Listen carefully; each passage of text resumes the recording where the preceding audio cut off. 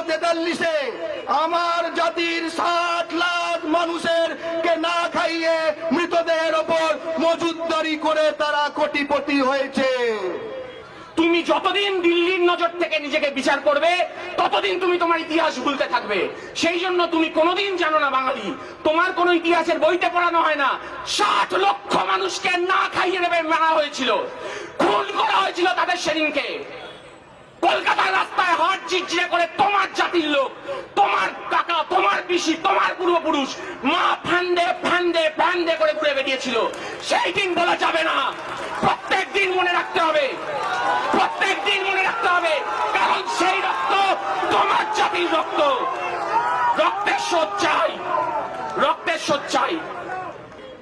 তারা আজও আমাদের মাঝে আছে, তারা ভুলে যেতে পারে তাদের খুনের কথা, আমরা ভুলিনি, আমরা ভুলবো না। ওই 60 লাখ মানুষ আমাদের, তবু দেখো শেষ হয়নি, আজ আমরা এই ভারতে 10 কোটি হয়ে গেছি।